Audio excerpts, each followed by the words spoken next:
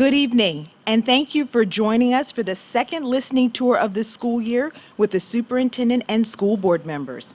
My name is Cherie Johnson. I'm the director of the Office of Strategic Communication and Community Engagement. We also have our superintendent, Dr. Bruce Benson, as well as our school board chair, Ms. Patricia Healy, our vice chair, Mr. Dwayne McCosker, school board members, Ms. Pamela Young.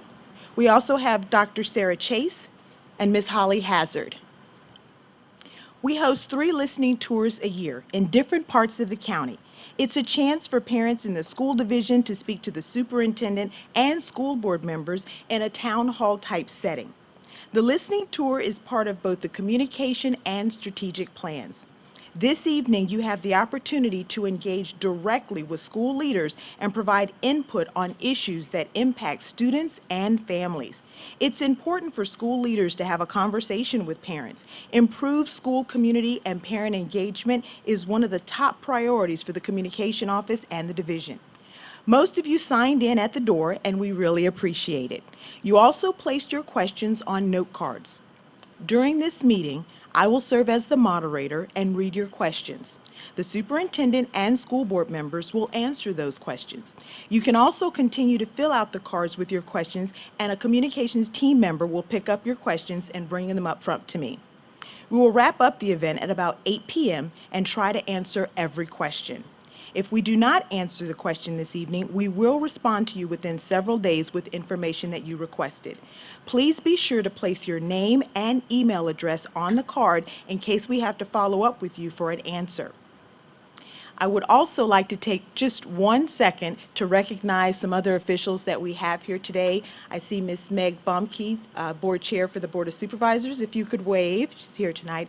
We also have Sheriff Decatur here, and thank you for members of the Sheriff's Department also being here tonight. Thank you so much. Again, thank you all for joining us. And now I would like to introduce the principal of North Stafford High School, Mr. Dan Hornick, followed by Dr. Benson, who will discuss school safety, Mr. McCosker, who will discuss the budget, Ms. Hazard will discuss school growth, and Ms. Young will discuss the new Equity, Diversity, and Opportunity Committee. And then we will open it up for questions on various topics for discussion. Mr. Hornick. Thank you very much. Good evening. We want to welcome all of you to the world's greatest high school, North Stafford High School. It is a sense of pride for us, of course, to be able to have everybody in this beautiful new space. And we'd like to thank everybody that's in this room that had a hand in making this amazing library space happen. So obviously it is a sense of pride that we have you here. Most importantly, we are excited about the opportunity to engage in discourse with the community. One of the biggest things that I have seen as I've progressed through the years in Stafford County is a commitment to opening up lines of communication and building trust with the community. And I think it speaks volumes for the folks up here being willing to come and speak with the community, and all the folks that we have here that take the time out of their evenings and their schedules to come and discuss relevant and pertinent issues. So we welcome you to North Stafford. We hope you find this to be productive, and we look forward to the conversation. Thank you very much. Thank you, Dan. And we also would like to have Ms. Patricia Healy. Would you like to say a few words? Okay, we want to thank you all for coming out. This is an amazing turnout, and also thank you, Mrs. Bomke, for coming as currently the chairman of the Board of Supervisors, but also a former school board representative. And Sheriff Decatur has graciously agreed to answer questions as well. So we're very proud of our partnership with the Sheriff's Office and very grateful for what they do to help us make our schools and students safe. So thank you for coming out. We will keep our presentations and remarks as a school board brief to the extent that we want to allow time to answer your questions and be responsive to you. So thank you. So just a quick few words about school safety. I want to ensure everyone in our school communities that school safety is our top priority, both for our students and for our staff. We have a wonderful partnership with the Sheriff's Office. We work very closely with them in dealing with issues in our schools. I do feel like our school community has been at the forefront in being proactive in creating safe spaces across the division. All of our schools have security vestibules on them, which means you have to go through 2 doors in order to get into the building. We have electronic access A-phone systems at the front of every one of our buildings that require folks to show an identification and be buzzed in to get into the building. We have over 2,500 cameras across the division as a whole in our 31 schools that provide tremendous access to video surveillance to help us deal with any kind of threat that might come along. I do want to say that one of the strongest things, best things that we have going for us, though, is the relationship we have with our young people and our parents. Many times we are alerted to what might be a potential issue because of a relationship that a student might have with a staff member in the building, and feeling very comfortable about coming forward and saying, this thing that they might have observed was maybe that's not the way it should be, or they think there's an issue brewing or such, that allows us to intervene in a timely manner. So we do get fairly high ratings for safety. Folks can say what they want about some of the websites that rate school systems, but one of the more reliable ones has us at number 5 in terms of safest schools in the Commonwealth of Virginia, and we're appreciative of that. So I'm sure we'll probably get some questions in this area. I'll hold any other comments until we see what folks are wondering about there. Thank you. I guess that's me coming up next here. Yes. Should I press something for the slide? I can do it.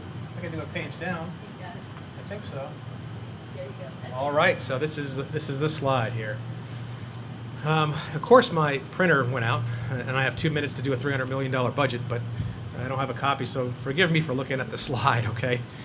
Try to break it down for you all. It's about a $296 million budget request, which is an increase of $17,400,000 from last year, 6.24.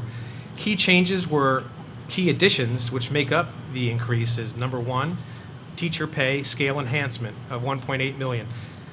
That is primarily the enhancement for the teachers on the scale from 0 to 11 years. That's based on the comparison division around us, and there's a scale. I don't know if it's in backup, but that's the targeted amount of money to get the teachers in that 0 to 1 to the median of the market of our comparison groups. Number 2 is the service scale enhancement. This is $2.14 million, and this is the paraprofessionals that were working so hard for us, the bus drivers and the monitors. And that's to get them not to the median of the market or the middle of the market, that's to get them to the bottom of the market. And that's a lot of money, but we just felt it's so important that for those paraprofessionals that are working, and especially in our elementary schools, so hard, and helping the teachers in our special education program so much, that we really feel strongly about putting that amount of money to the paraprofessionals, primarily in the bus drivers and the monitors. The next is $5.2 million is a 2.5% COLA, cost of living adjustment. And that's a lot of money.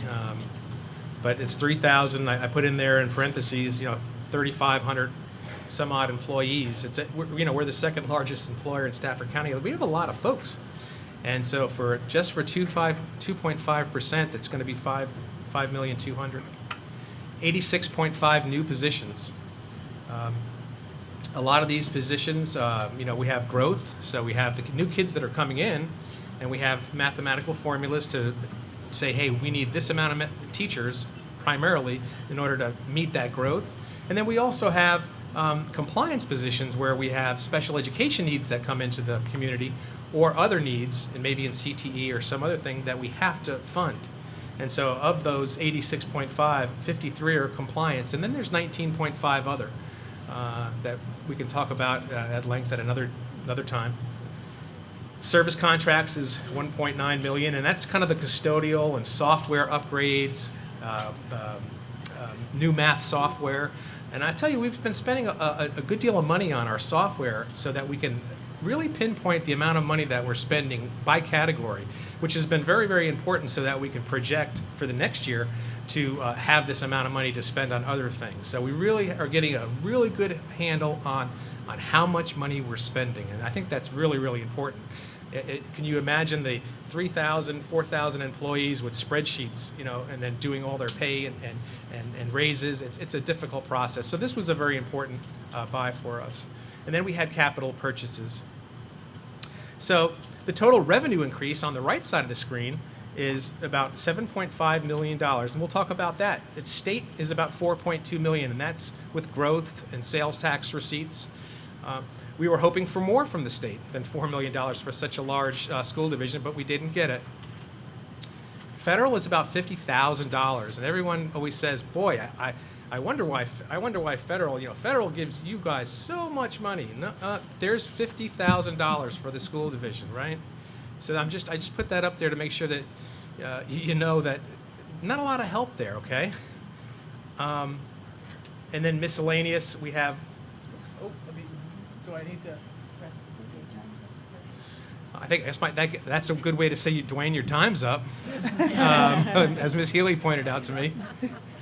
I'll try to fix it here, I guess. Oh, it's back up. All right.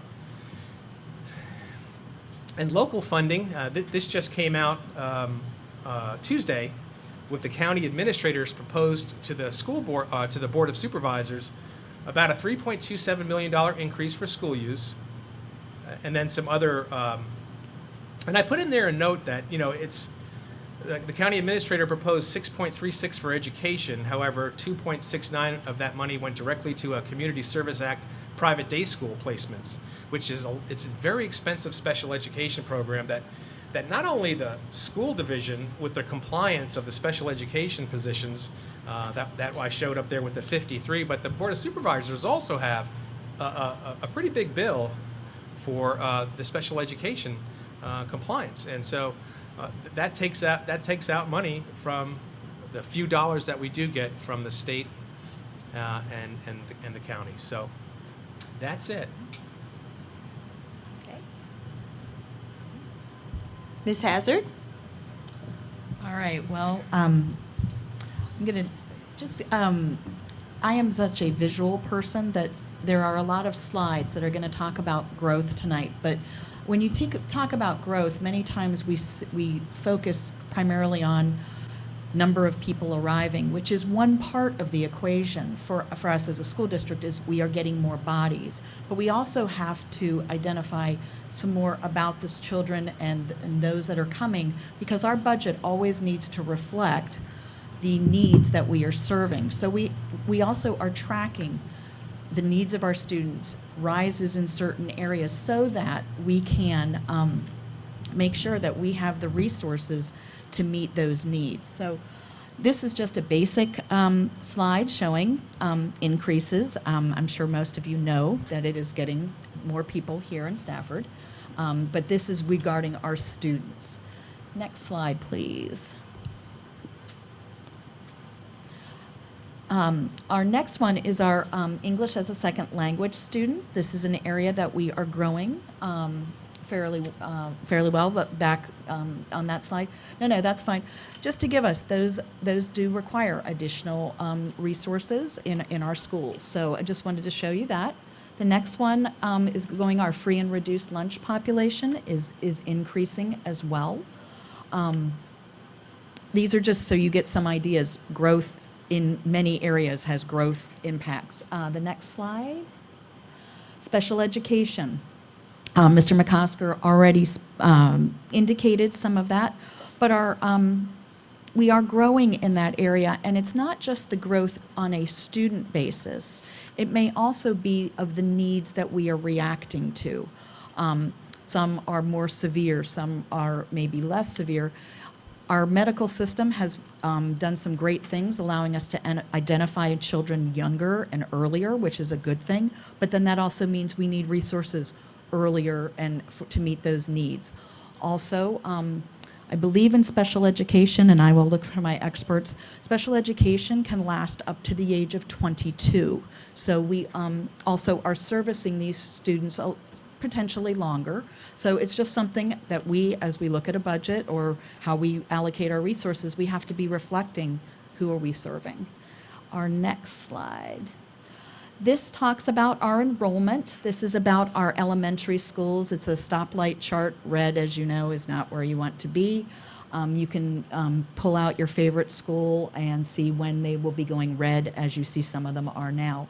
One of the interesting things for us to remember is next year, 11 of our 17 elementary schools are closed to transfers because they are in the 90% or more projected enrollment.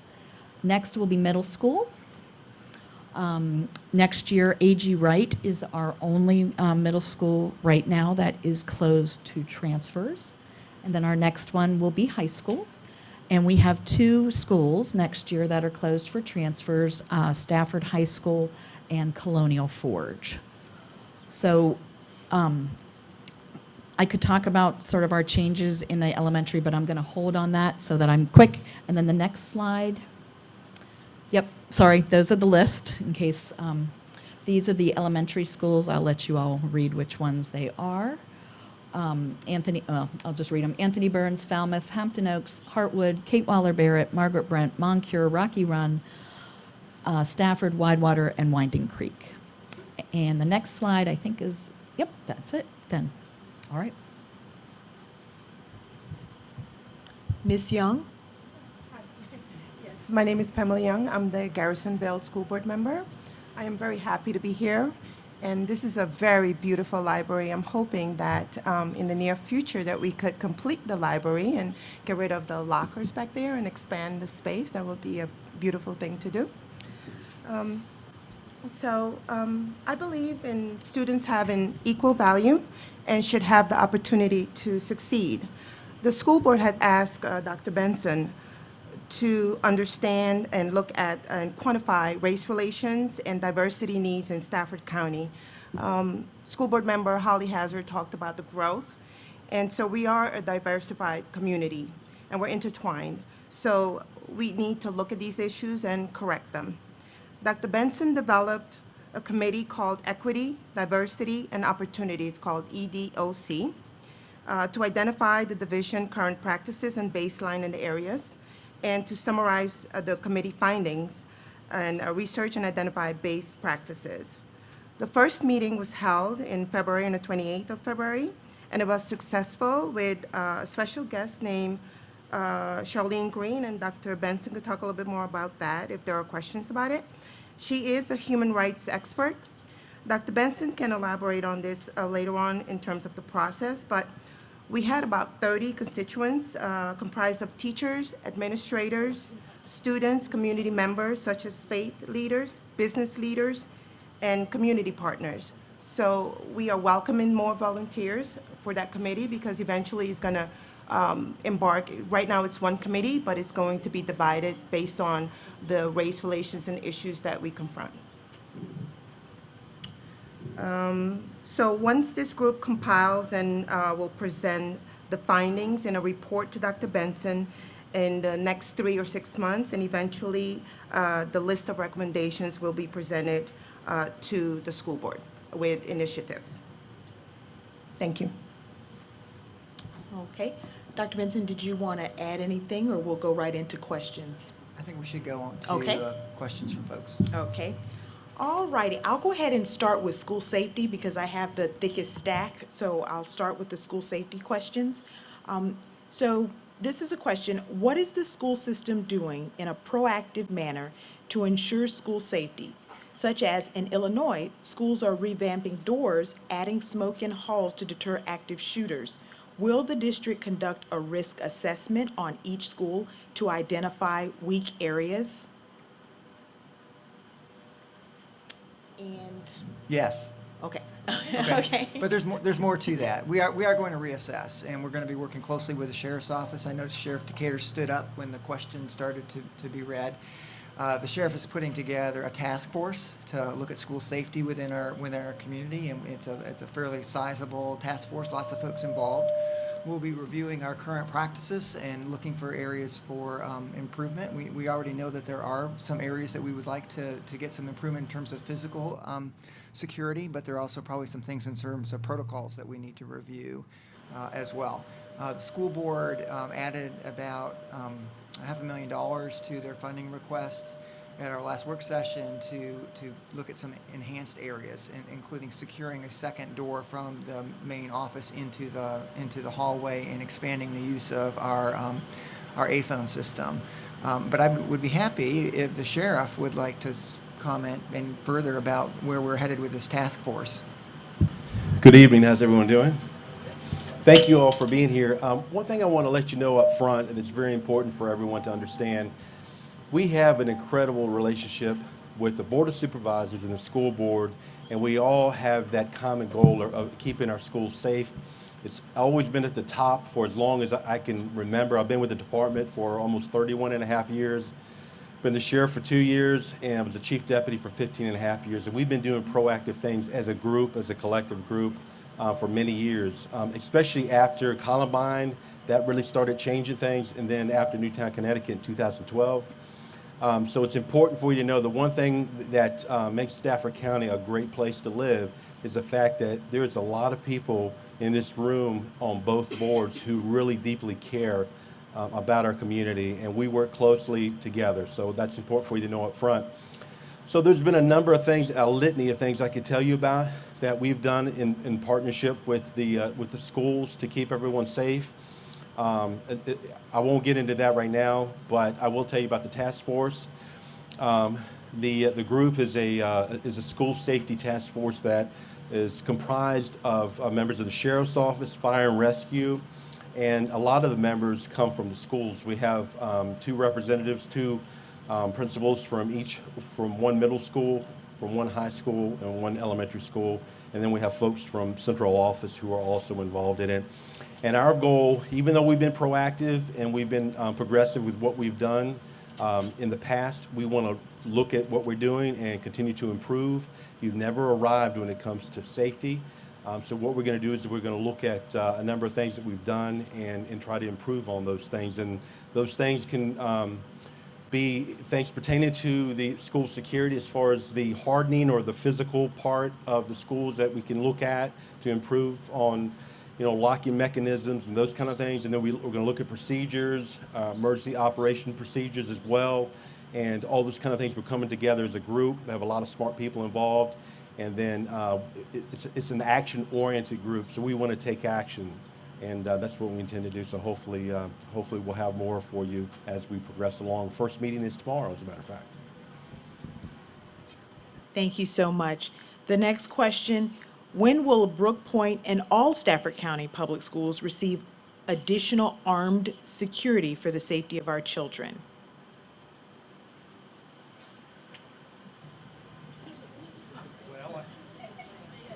Dave? Oh, Dave, here you go. Okay, currently we have 5 high schools.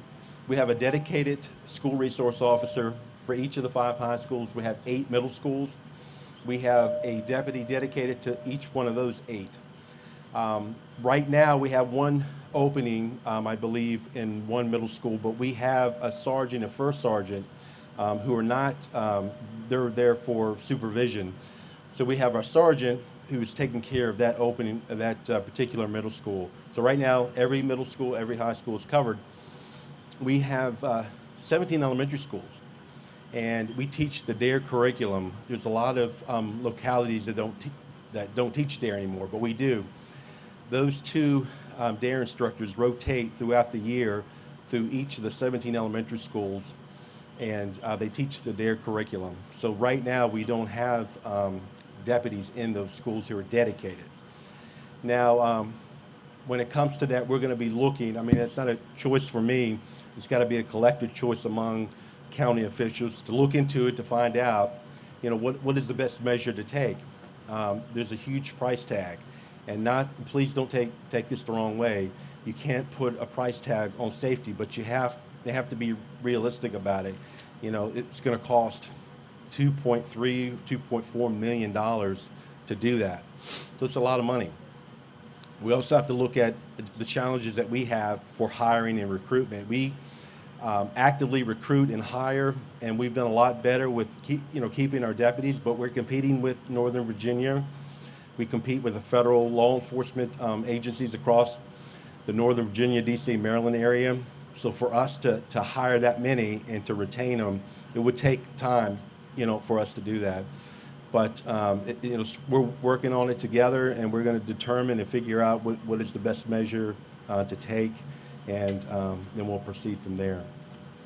Thank you. If you want, you could sit right here. All right. Thank you. Thank you.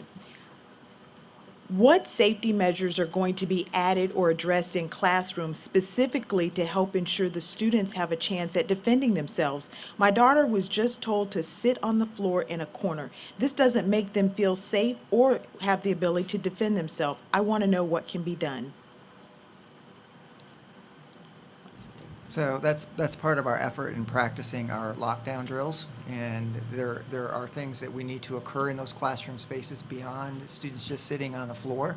It's important that students are out of view from the door that enters into that classroom, such that if somebody were in the hallway, they would not be able to tell whether or not students were in that classroom space. And we do practice that. Matter of fact, we practice more than what the state requires us to practice, although I would probably say we need to do more of that. We had a student at one of our most recent board meetings bring up a really interesting observation, and that is that we have 4 fire drills, one a week during the first month of school, and a fire drill every month thereafter. The state only requires us to do 2 lockdown drills. And I think the student cited that it was the last time a student lost their life in a school-related fire was in the 1930s, and such that we need to put more emphasis on that, on the lockdown drill, and make sure that students understand what it is their responsibility in participating in that drill. Regarding school security, aside from the interior security, how is Stafford County Public Schools going to improve external security? So in terms of, and I spoke to this a little bit earlier, in terms of surveillance cameras, we have over 2,500 cameras across the division. One of the enhancements that's currently underway is that in order for the Sheriff's Office to have access to our cameras, they need to be on our wide area network. And we're in the process of laying fiber into the Sheriff's Command Center such that they will be able to have access to our cameras in real time, which will be great. We've had access previously from the cruisers through the laptops that were available, but you had to get within the Wi-Fi bleed-over space outside of each one of the schools in order to be able to access them. But this will give them access all the time to the cameras, which will be a great enhancement. We have some. We're pretty well covered at the secondary and the middle school level in terms of being able to observe what's going on outside. We have a little bit of a challenge, I think, at the elementary level. I think one of the things that we're looking to try and improve is the camera access that we have to elementary playgrounds and lighting, particularly in the evening. We also are exploring putting an electronic notification system on doors that are left open or propped open, which they shouldn't be, right? But someplace in the building to allow better egress for something that might be going on with students or classes, and that's not supposed to happen. But we've got a kind of a human control issue that we need to deal with. But we can use a technology that would allow an alarm to sound in the event that a door remained open for longer than a certain period of time. So a number of efforts underway. Some of which are physical security. Some of them are about making sure that we've got good practices and folks are following the protocols that we currently have in place. Okay. What is Stafford County Public Schools? This actually is a 2-part question, so I'll just ask them together. What is Stafford County Public Schools' view on teachers having guns to safeguard our children if an active shooter incident occurs? Another person wrote in, President Donald Trump has spoken recently about the idea of giving certain teachers guns. What is the school board's opinion of whether or not we should do this and why?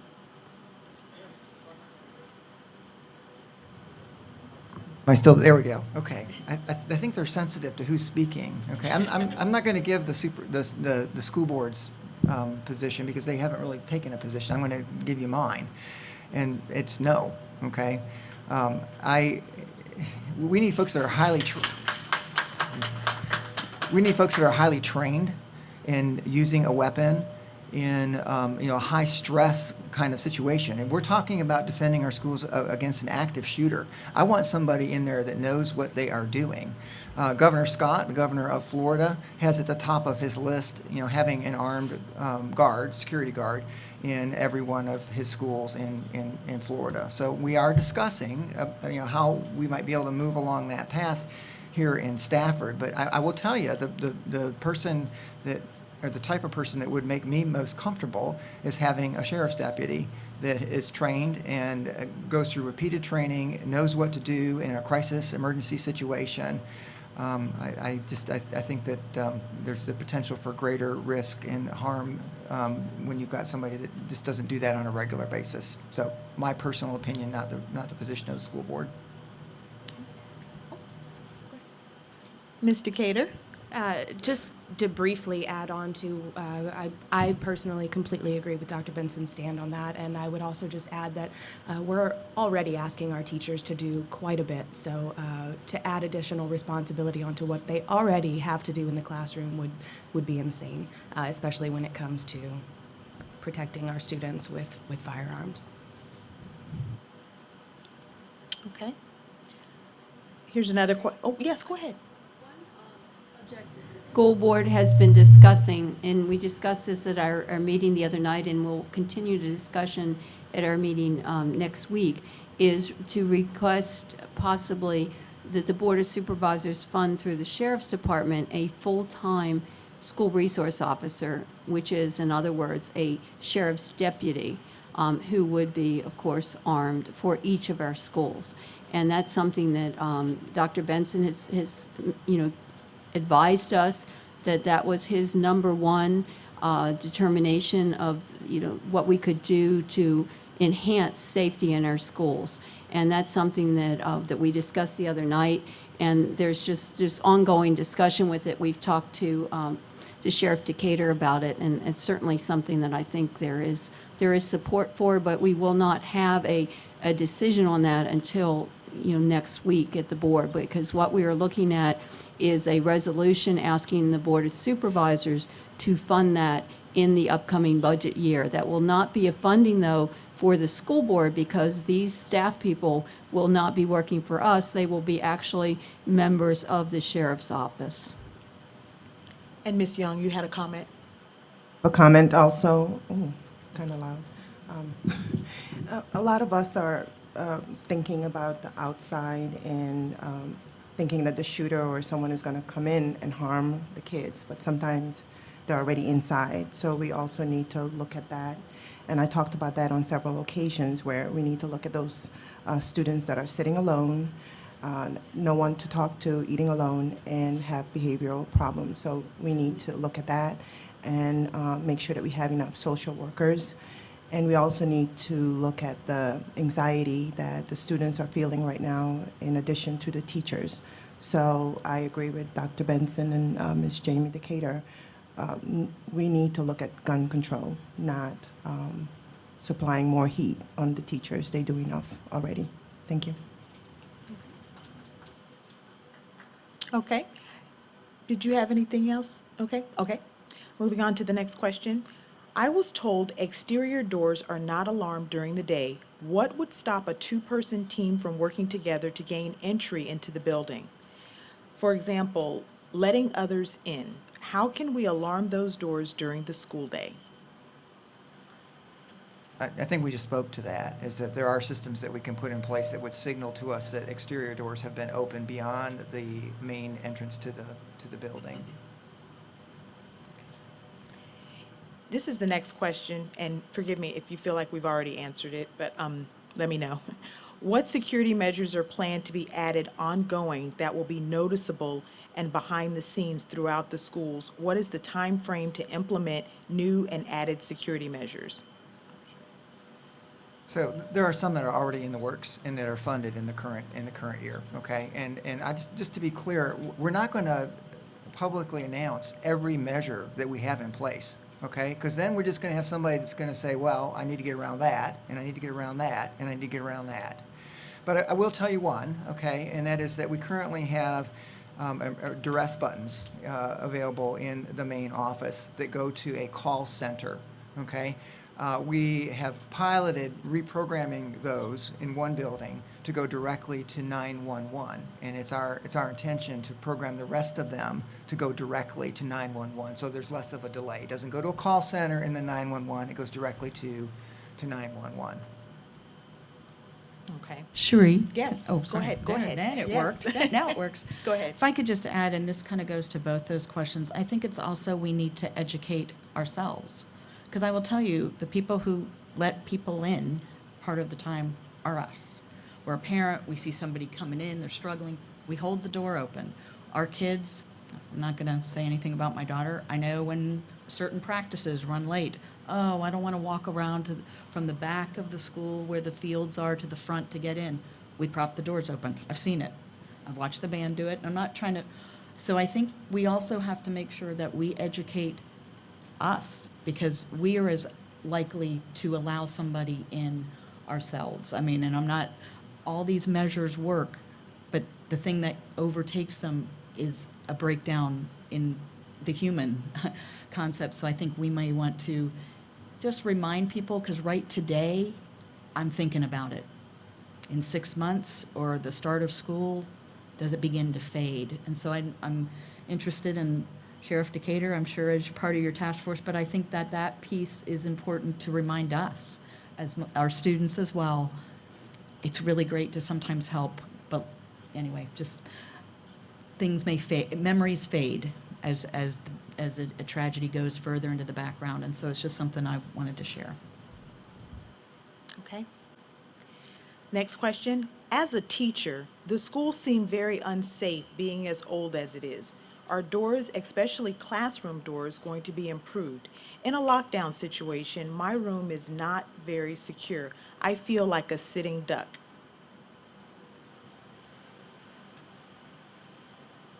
Doesn't have a name on it. And we kind of need to know where that room is and why you might feel that way. No. As a former teacher, I've seen the older schools, so I kind of understand what you're saying. They're older locks, they're older springs, they don't necessarily hold, somebody could theoretically kick it down. So it probably goes along the lines of either reinforcing the new doors or what additional things can be provided to teachers. I mean, you can Google it for stuff that can go in the classroom that they can then Sorry. use to reinforce the doors. So we'll, I think we're going to rely on our task force to help us figure out what we might want to do additionally. I will say that we did go back through and upgrade all of the locks on the doors across the division that used to require a key, and you had to essentially step outside in order to lock the door and then pull it shut. We didn't think that was very safe, and so we upgraded the locks with thumb locks on the inside of the door so we can very quickly secure that classroom space. Okay. And you mentioned cameras. Are they at every entrance at every school? If not, why not? Out of the $3.2 million of growth and priorities, how much will go towards safety? What other safety measures are you going to put in place?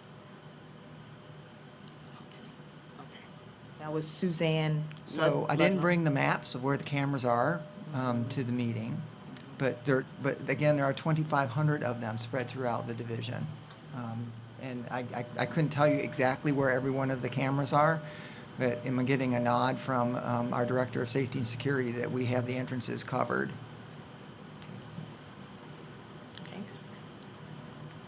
Okay. I appreciate the superintendent taking time to meet with us, but I need to hear from the Gale Middle School principal and staff directly, since they are with my child every day.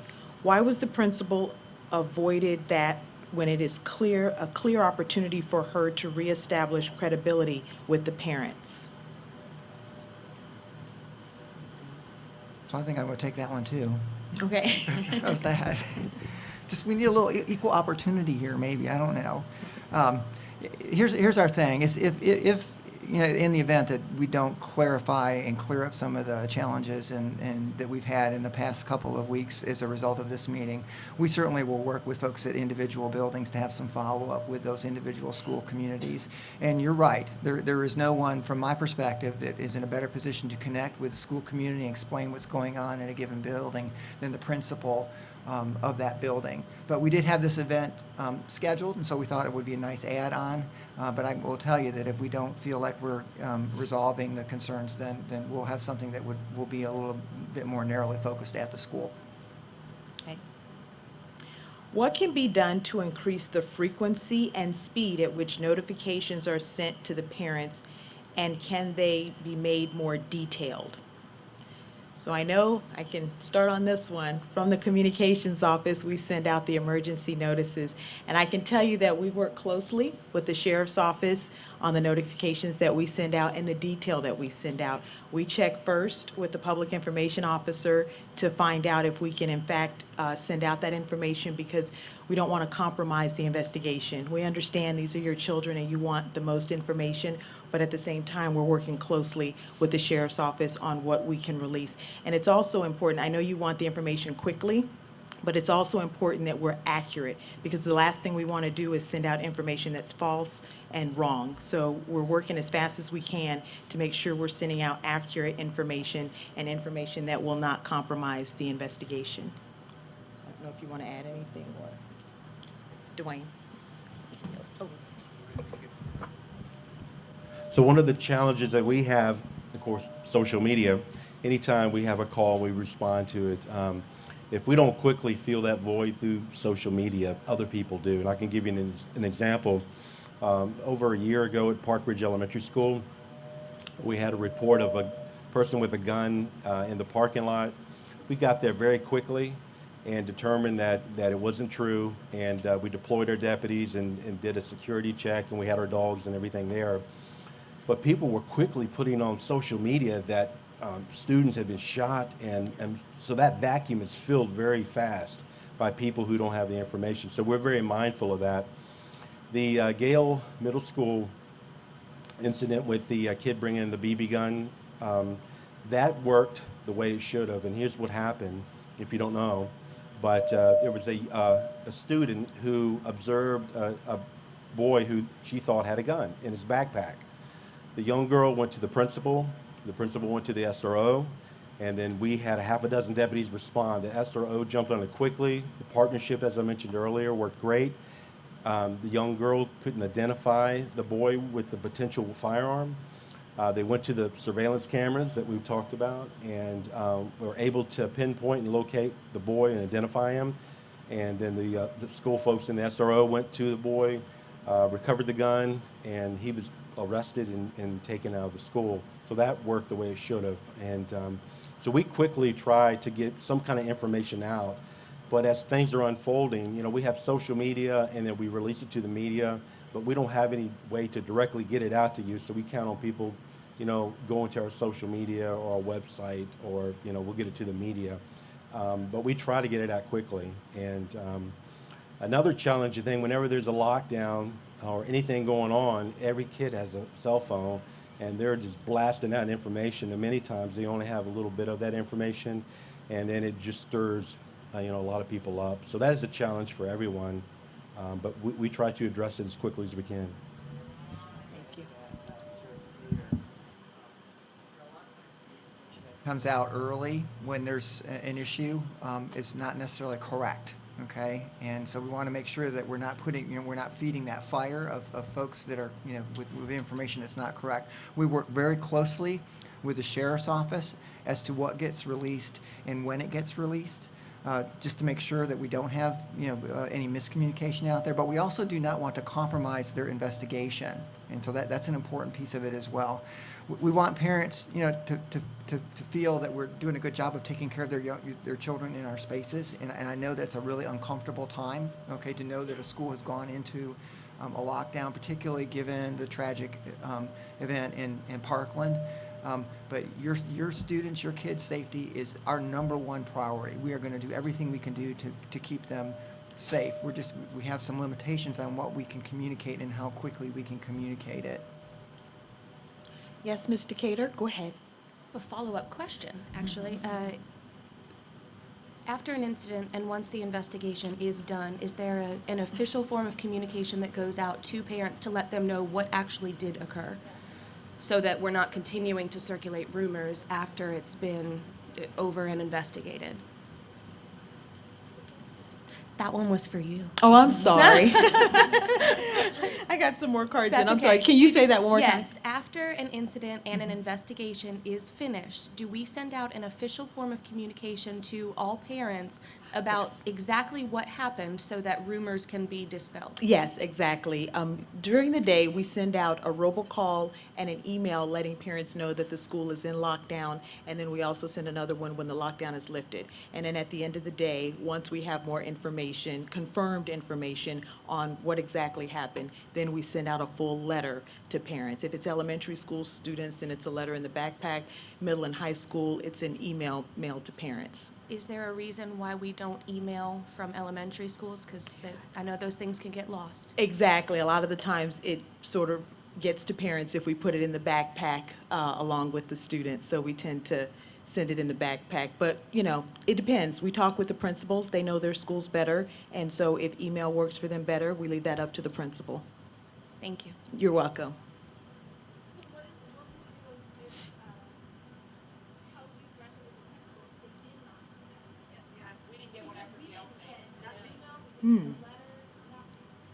Well, I know that I sent one of the letters out for Gail. We sent an email home for Gail.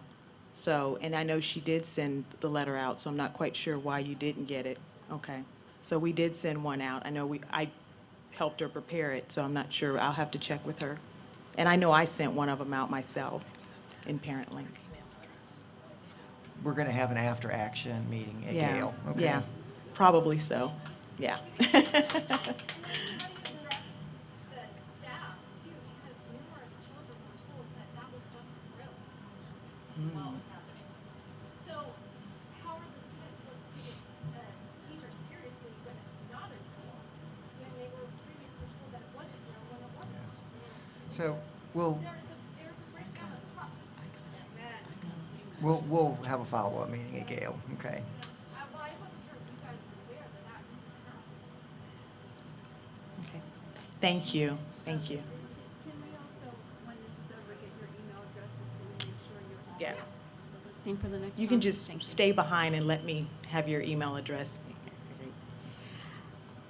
Another question is short-term safety concerns. For example, metal detectors for staff to prevent similar incidents that took place at Gale Middle School from happening again. Metal detectors. So metal detectors have been discussed from time to time. There are some logistical challenges to using metal detectors to check every child going into a school given the size of our schools. So you've got a high school the size of Colonial Forge. You've got 2,000 kids that are entering through multiple points, and you have to have multiple points to get that number of students in. So we are exploring some possibility there. I think it would be really difficult for us to put a model in place where every kid is moving through some kind of metal detector for the size of our schools. But that doesn't mean that strategy couldn't be used as a deterrent, particularly if you were doing some random scanning of folks as they were entering the building, which is a strategy that I used in my last school division. Okay. Why weren't the Gale Middle School students spoken to directly to reassure them and let them know that the administration is aware and taking care of the issue? So that's a good question, but I think we're going to have to get the staff together at the school to figure out why that didn't happen. So, we'll have that after action meeting at Gale. Okay. And then the last Gale question, what does increased security mean? The week of the lockdown at Gale, I only saw mentions of increased security. What does that mean? So can we get, I'm not sure whose question that is. Can we get somebody to provide a little additional information there? It doesn't have a name on it, but it just says, what does increased security mean at Gale Middle School? Okay. So,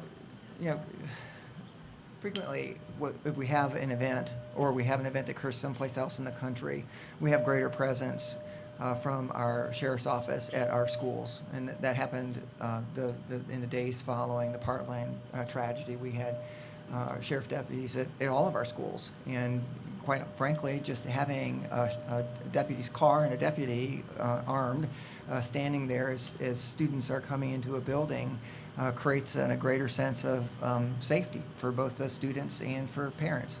And so if that's what we're talking about, that certainly that presence is much appreciated, and we're thankful for Sheriff Decatur to be vigilant and forward-thinking about how to increase that presence as necessary. May I add to that as well? Yes, you I can. know I keep popping in, but That's okay. I think that's what we're here for, and I Yep. know that we have a lot of concerns. And I think that something that's very problematic is when you're not a community that really deals with many of these issues, right? And so the problematic part would be to learn from your mistakes, and we don't want to do that, right? I think we have. Being that we had a couple incidents in the last couple weeks that we've absolutely learned from, but we don't want to continue that pattern. And so personally, I'm very excited that Sheriff Decatur has acted so quickly to put together this task force to make sure that, because he is the professional, you know, we're sitting up here and we're speaking to you about school security, but we're getting our information from him because he's the guy that knows what he's talking about, right? So he's put together this task force, and we've got a lot of work to do, and they're going to be making sure that we're being forward-thinking rather than learning from some of these mistakes. So as challenging of an answer as that can be when we're dealing with our children, you know, that I think that that's a really good thing moving forward, that we have this in place. I have a comment, Shirley. I'm hearing. One second, Ms. Young. Mr. McCosker and then Ms. Young. Oh, goodness gracious, they turned it on, sorry. So I'm just going to chime in since I haven't said anything about the security issue yet. And I heard all the great comments, and the community always has great ideas that we need to make sure we take down. You know, I look at it as a board member and a dad of 4 children, you know, 1 in high school, 1 in middle, and 1 in elementary school. You know, it's nerve-wracking situations that when you hear stuff happen at different schools and the processes that are going on. It's just very nerve-wracking, and I totally understand that because I go through it as well. So, but as a policy and a somewhat of a security person, you know, I look at school security or any security, but let's just focus on school security. I look at it as a phased approach. Number one, identify the problem, and then also the task force that the sheriffs have come up with, and I think that's a wonderful thing. The first phase of it would be to identify the processes that letting the people in, multiple exits, those type of processes that are already in place, and to make sure that we have that right and we're doing that stuff right, that everyone knows what to do with what they have now. That's number one. That's an immediate fix. Physical security equipment, the adding of, and we did add, the question earlier was we added $500,000 to this budget just for physical security equipment. And one of those things was in the cafeteria, we had an issue identified as, well, what the heck happened? What do we do in the cafeteria? All the kids are in the cafeteria. We don't have a way to lock those doors down. So that is part of the funding that we're looking at. So number one, processes and physical security equipment, I think, is a kind of a quick fix. But let's be honest, when we talk about school security and the worries of the division, are we talking about someone stealing someone's wallet? No, right? We're talking about an active shooter killing our children. We're not talking about someone fighting in the hallway. We're not talking about breaking locks and getting into your son's or daughter's locker. And that's where the weapon and the badge in every single school is so critical. That is the most dangerous, and I'm going to use an Army term, course of action. That is the most dangerous course of action that we have to mitigate as soon as we can. Now, that takes a little bit of time. Number one, it needs to be funded, right? That's you. That's you going to the Board of Supervisors saying this is what we want, right? Number two, the Sheriff's Department needs to hire them and train them and equip them. You know, that sheriff deputy needs a car and equipment, and so that's the second phase. And then the third phase, and I'm going to give my Falmouth board member and Ms. Young especially, have mentioned the mental health portion of this. And they mentioned that at a last school board meeting. The third phase is a long-term phase that do we have the mental health counselors in the schools? You know, there's a say something, you know, see something, say something, right? Right? And then I had an Israeli prime minister's security guy last week or 2 weeks tell me, don't just say something, see something, you know, when you see something, don't just say something, do something.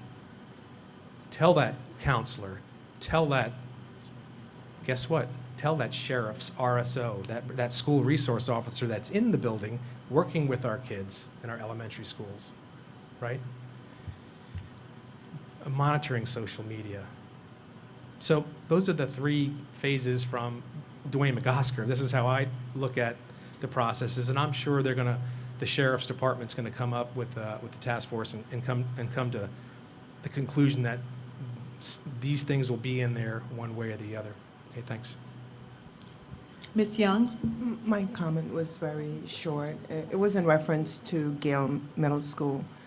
I'm hearing a lot of parents having still some kind of concern, and I know Dr. Benson is going to make sure that he gather not only the parents but also the teachers, that make sure that those processes are working.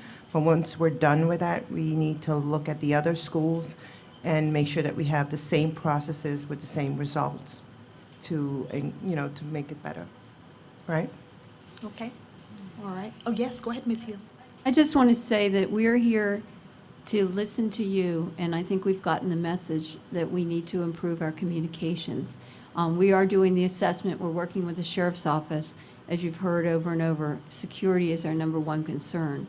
But we also need to communicate with the community and with the parents. So Dr. Benson mentioned an after-action report, evaluation, that's going to be part of what we're going to be looking at. And we are assessing. That's part of what we can do on our own as a school system. You know, we can assess, and then we go to the sheriff and we get the sheriff's feedback. That task force is going to be incredible. And I would look to this community in Stafford County to be a very active and important part of that. That's not just the schools and the sheriff's office. That is Stafford County. So, we hear you, and we're not perfect. And this is an area that needs to be improved. So it will be improved. And I think that we will, at a minimum, get back to the community of Gale, with the results of our assessment. Thank you. Okay. Where are we at reducing class size? I read online that for most areas in the business world, 10 workers per manager is common. My children's teacher are managing a lot of children. This large number is not good for our students or our teachers.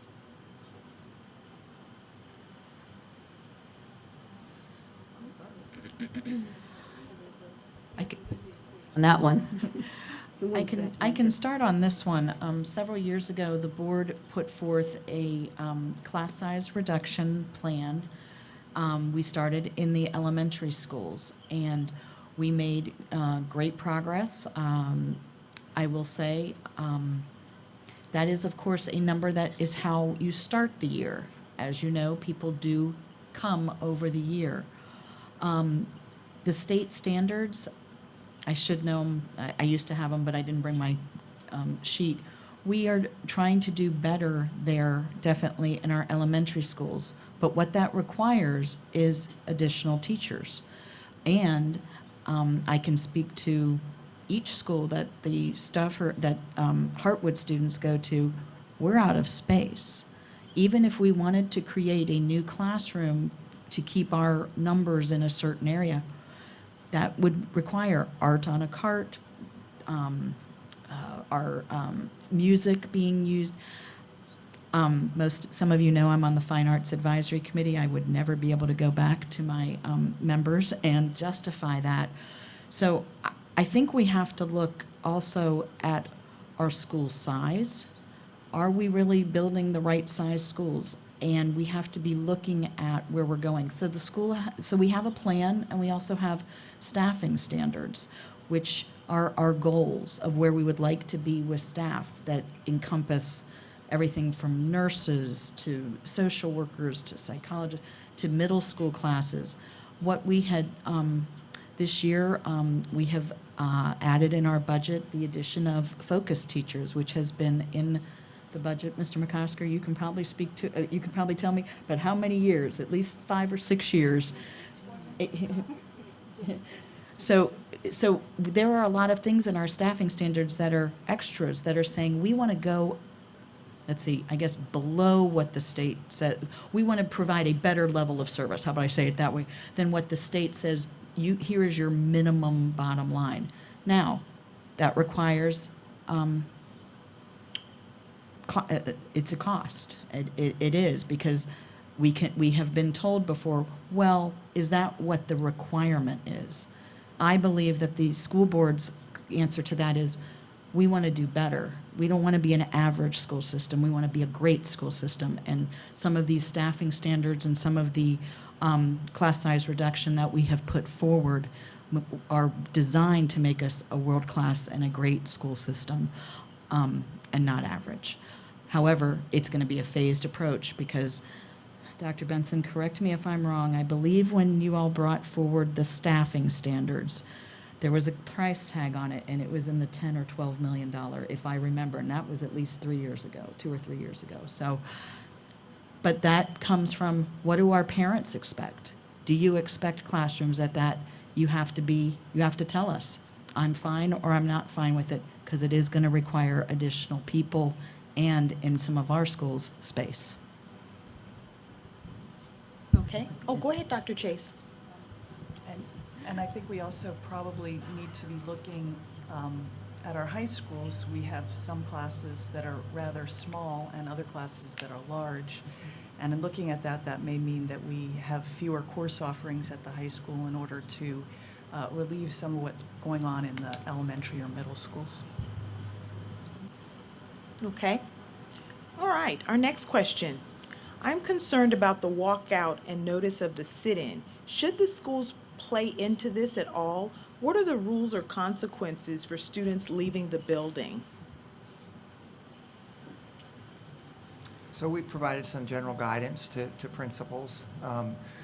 We expect no leader in our buildings to take a position one way or another, whether it's about gun control or anything else. That's not their job.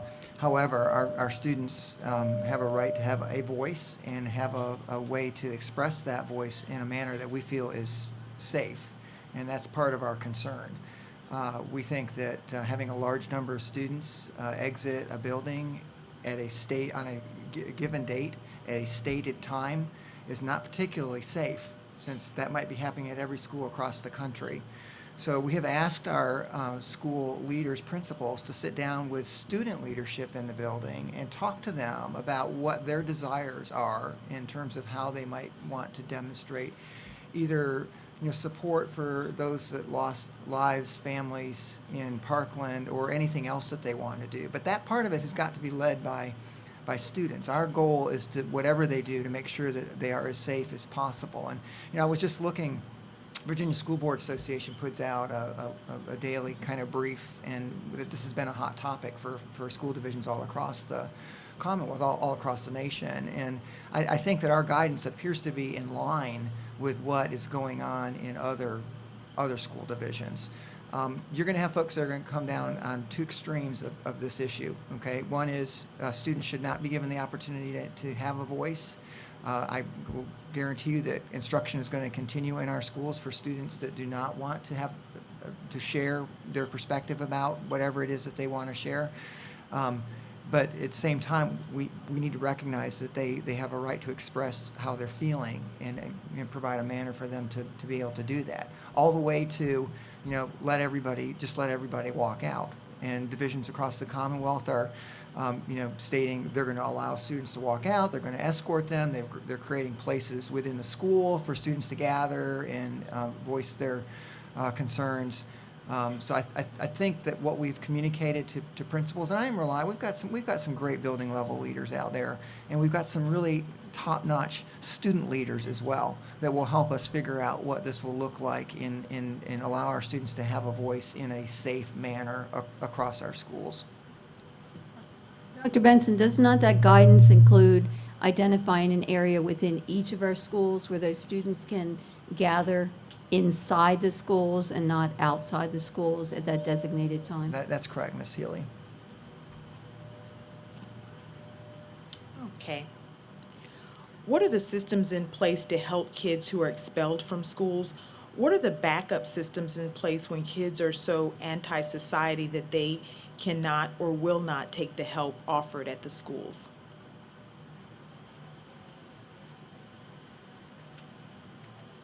Well, we have, yeah, sorry, would anybody else like to go?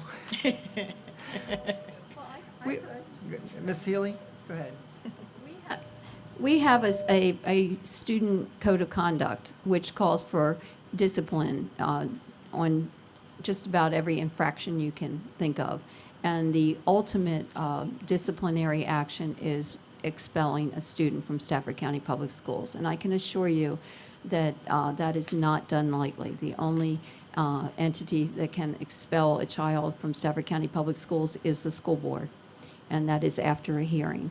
But in the event that a child is expelled, which is, I'd say, not on numerous students, but it does happen from time to time, the general issue is this child a threat of safety to the student itself or to others? If the answer is yes, there is a threat of safety to the student or to others, then the student is not offered an opportunity to attend our alternative education school. Now, I can tell you that in my experience, that is very rare, but it has happened. And the reason that that offer is not made is for the protection and safety of our other students and our staff. But our alternative education school is an incredible place when students are given the opportunity to go there, when they have had disciplinary issues at the school. They are often offered the opportunity to attend. They have a contract with that school that they shall be on good behavior, and they will attend school, and they will, honor certain requirements. And if they don't perform in accordance with that behavior, they can be put out of the alternative education program. But we recently went to a graduation ceremony. Many of us on the board and Dr. Benson went, and it was amazing. I mean, we saw students who plan to go to the military, who are going on to college, who are going on to jobs, and they can turn their lives around. So these are not bad kids. They're kids that have made bad choices. And it's a wonderful place. We now rent space from Mary Washington University down off Route 17. It's a beautiful facility, much nicer than it used to be. And the faculty there is dedicated to these students. They're much smaller classes. They don't have all the opportunities, for course scheduling, that our other students do.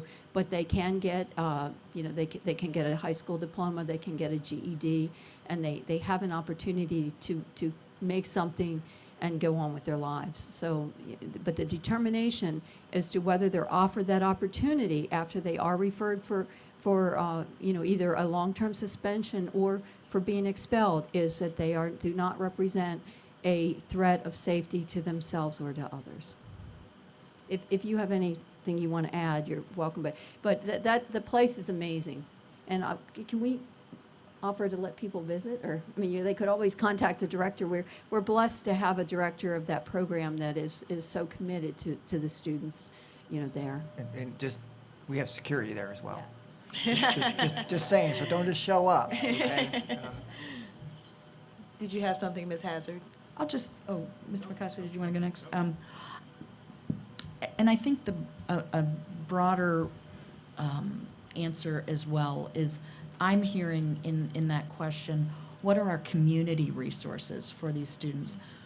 Our schools have a certain amount that are dedicated to our young people, and for many years we keep asking for diagnosticians and other things to be in our budget to be fully funded, which I'm hoping this year will happen. But There's also the piece about, and I attended our county administrator's budget presentation, but also a presentation he made in November and December. And he talked about there's the social services workers here in Stafford County. We have one of the highest turnovers, and we have them with some of the highest caseloads.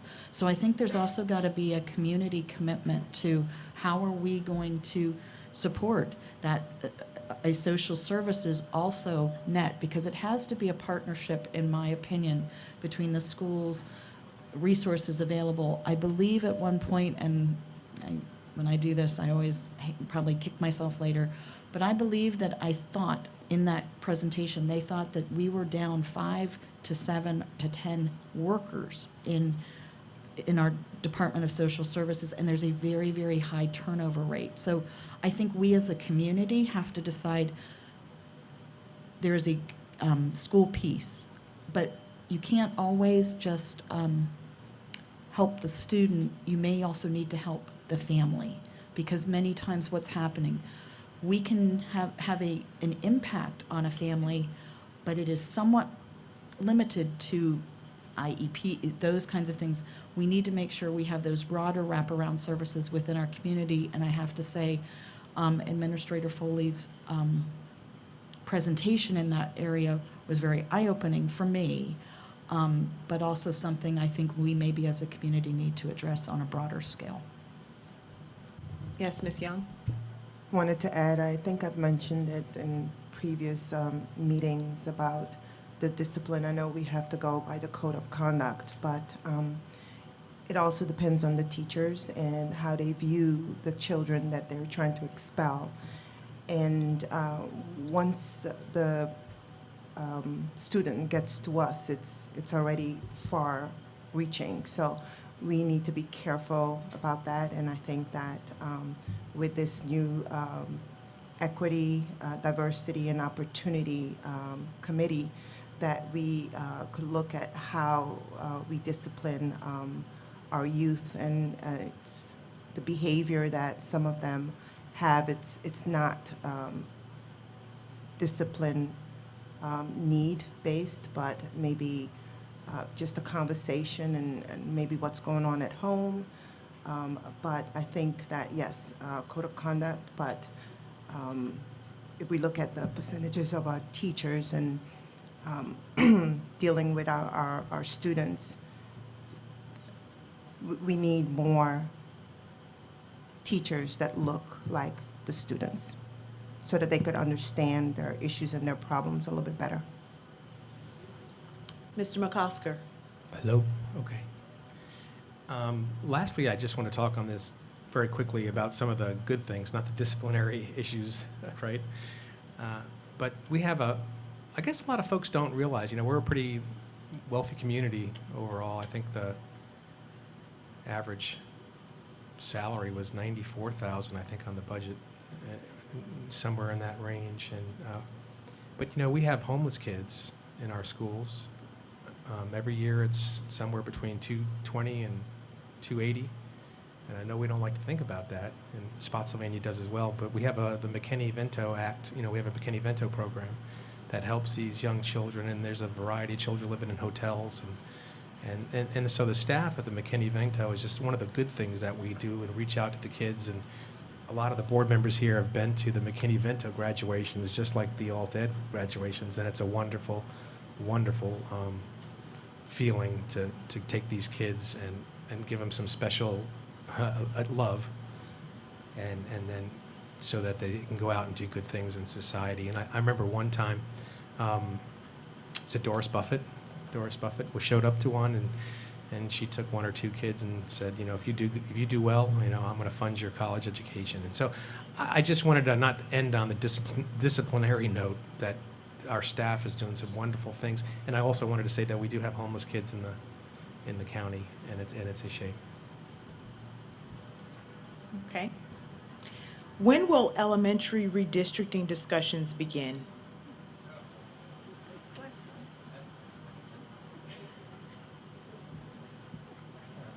Well, I've said for a few months, maybe longer than that, that I personally, I'm not speaking for the board, speaking for myself personally, that we need to do a county-wide review of our elementary schools. We have schools that are in the red, and then we have schools that have space in them.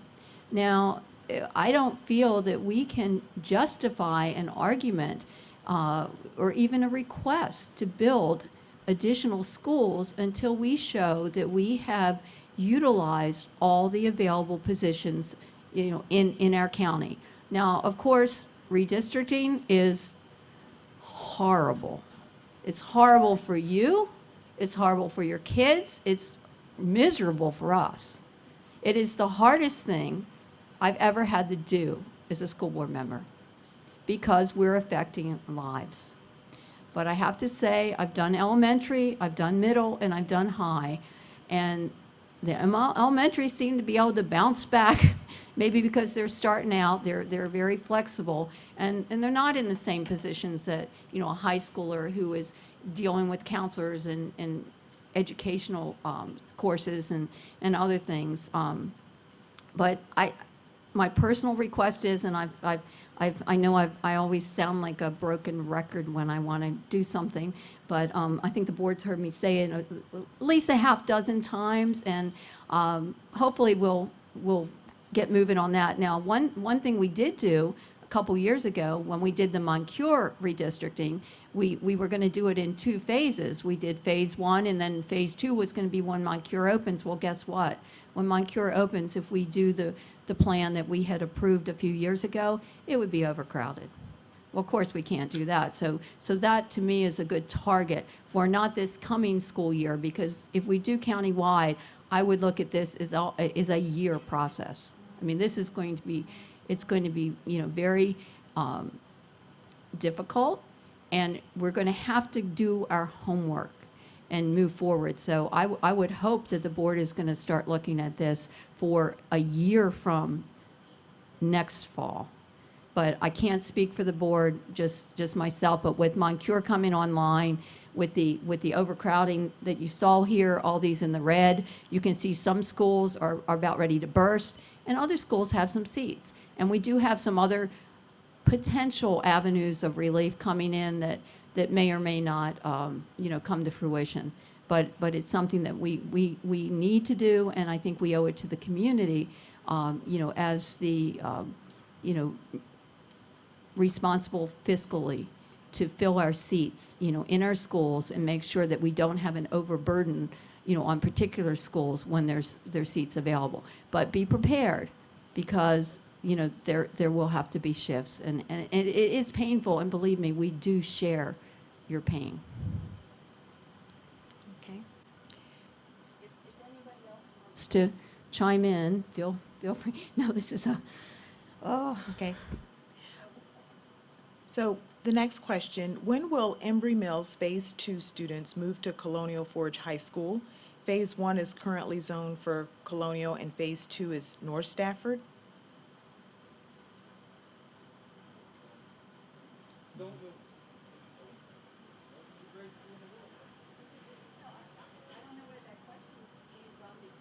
There's only one redistricting that we did for high school, and that had, certain students that, were in Forge and other students that moved to North. And I'm not aware of any plans to change anything. The one wrinkle in that, which we wanted to accommodate the families, the students who were redistricted from Forge to North were permitted to keep their students, at Forge until they graduated.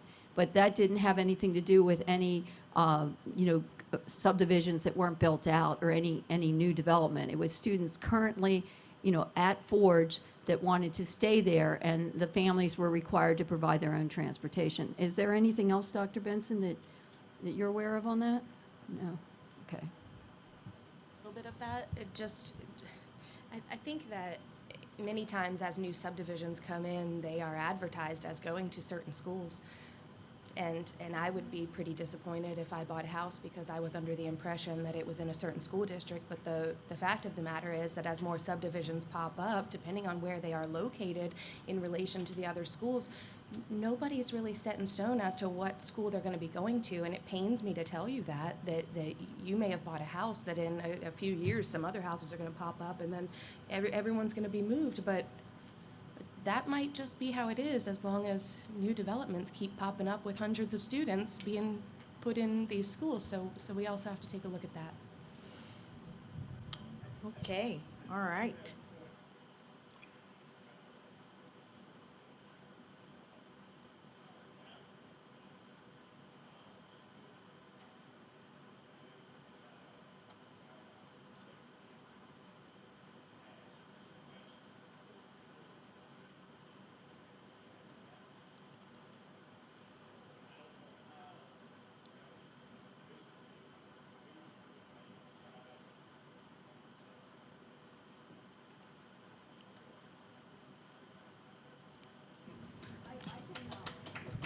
Can you say that louder? High school number 6, I agree. The question was, how can we have students down off Route 17, and I'll say coming up the interstate or up the road to Colonial Forge? And I can tell you that when that change was made, which was many, many years ago, it was because Colonial Forge had room, and Stafford High School had no room. Stafford High School was maxed out on its student population. And when we did the last redistricting, that was one of the first questions that I asked. Why don't we put and it's about 500 students in that subdivision that come up to Forge, why can't they go back to Stafford? Because that was the intention. And I'll just, tell you that when they were moved up to Forge, it was not well received. It's whenever students get to a school, everything tends to work out. But when they were coming up here, they did not want to leave Stafford High School. But there were too many students and not enough room. And the intention was, when Stafford High School was rebuilt at a higher capacity, going from 1,800 to, 2150 now? Are they at 2150? Or, significantly more students there. The intention was that those students be moved back. And there wasn't room when Stafford High School was rebuilt. They were already full. But Dr. Benson said the high school 6 is going to be the answer to that, because it doesn't make sense to a lot of us. But that was where the room was, at the time. If I could speak one more to that. I know through the redistricting, another group of students off of 17 were moved into Colonial Forge. But like Ms. Decatur said, we see this in the glass of today. I would say most of us with high school students would not like to redistrict every 3 to 4 years, because what we were told at those community meetings, or I know I was, a high school, I dreamed of going. If we're going to react to every time there's a thing, we will redistrict. And I think high school, and please know for all of you with elementary and middle school, it's painful. But I will tell you, high school was horrible, because there is a lot of commitment. I'm already on a team. Oh, I'm on this. It's very, very difficult. So high school number 6 is part of that. Well, I would really like to get it on it's one of our #1 priorities. But let me go with that. Well, let me go a little further than that. When we talk about these high schools, and as Ms. Healy said, when Stafford High School was built, there was supposed to be room. This is what happens when you get into a CIP and there's a date that a school is supposed to be built. And then because of debt capacity or other reasons, it slides. And it slides another year, and it slides another year. I can speak about it to schools. Mr. McCosker can speak about it to schools. There were promises made, and I've gone back and looked at CIPs. Schools were supposed to be built on time when we could accommodate it. When it slides 4 or 5 years, then the whole puzzle piece looks very different because of the growth that we've had. So for all of you with high school students, I truly do not want to redistrict until we have a brand new school to put them in, because it's difficult. So I just would like to say that we are always trying, but this sliding of the schools in the CIP has put us in a very difficult position. Dr. Chase? Oh, Yeah. Always going to be behind them. All of these subdivisions that are popping up. Yeah. and So, one school being built. so It's always going to be that's a question for the Board of Supervisors. But I would also just like to mention that there's a new courthouse that needs to be built, and that is probably going to push our high school back. okay. Ms. Young, did you have anything? No, I just said they will sue us. Okay, okay. All righty, and now we would like to move along to our Spanish-speaking families. Our translators have been kind enough to translate some questions from our Spanish-speaking families. The first question, biliteracy seal for Stafford students. A biliteracy seal. Anybody? What is the question? They wanted to know about a biliteracy seal for Stafford students. Do you remember who wrote that? Yes, I did. So some of the states have taken on that graduating students going through high school, not only do they have to have the strength in English, but any student that picks up another language and takes it through that, they're getting a seal on their diploma that says they are now biliterate. So with the way, the world is going and all of this kind of stuff, I was just wondering, is Stafford going to do something like that? I don't think it's certainly nothing that I've personally heard of, but it's certainly something I'd like to, look into. Dr. Chase? I would just say that a couple of years ago, we reduced our foreign language offerings in the middle school. And part of the difficulty that we're going to have is finding teachers who could actually provide that education. So it is quite a challenge. One of the things I was looking at, because we do have an active ESOL program within Stafford County, so giving that motivation to those students, because I am myself bilingual, to having someone look into that a little bit, to keep the students that are, the native language is not English, to give them some motivation to get that, and then to motivate some of our other students to go ahead and pursue second languages. Dr. Benson, that's something we can look into, is it not? Yeah, we'd be very interested in looking what information you might be able to provide. And, I would love for us to graduate students that were bilingual and being able to, and being able to be conversant in that target language. Roxana, did you want to say anything?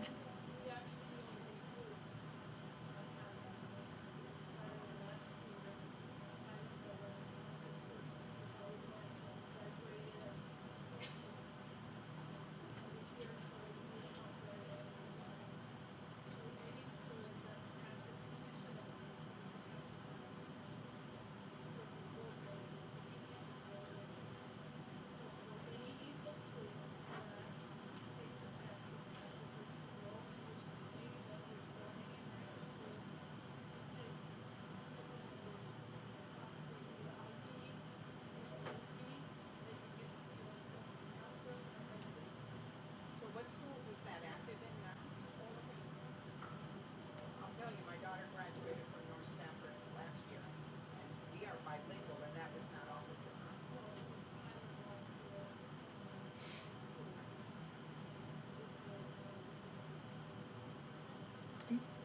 Thank you, Roxana.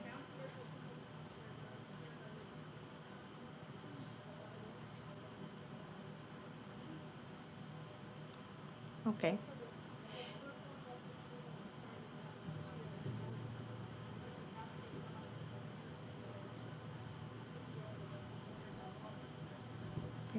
¿Puedo saber quién preguntó esa cuestión? Oh, ok. Te puedo hablar después de este. ¿Ok? Ok, gracias. ¿Quién? Okay. Ok, hablamos después. Okay, and our next question, this also comes from a Spanish-speaking family. With all due respect, for me, why are there no personnel that speak Spanish? North Stafford has Spanish-speaking personnel. Okay, all right. I know for a fact. Okay. And our next question, what resources are available for ESL students and parents in our schools, specifically translation resources on a moment's notice for counseling or discipline issues? Oksana, you want to? What resources are available for ESL students and parents in our schools, specifically translation resources on a moment's notice for counseling or discipline issues? You want to come up here, Roxana?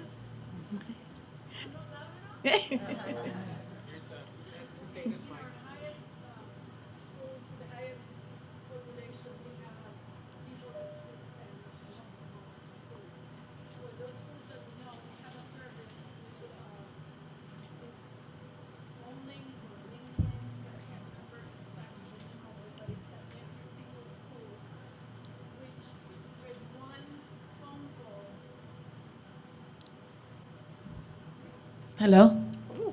Okay, with one phone call, you're connected to people that can speak over 100 languages. And this service is at every single school. As soon as a person walks into the school, all of the front office has it and has been training how to use that service. Not only that, but we also have provided a list of interpreters for longer times when they need it. But if it's at a moment notice, they have that phone that they can pick up. For parents that do not speak any English at all, we have a poster at every school in which they can point to a language and say what language it is, and the person can pick up the phone and get them an interpreter. Thank you. Another question. The Hispanic community has been growing, and it's necessary to have more buses. Last year, a girl was punished because she sat on the floor of the bus.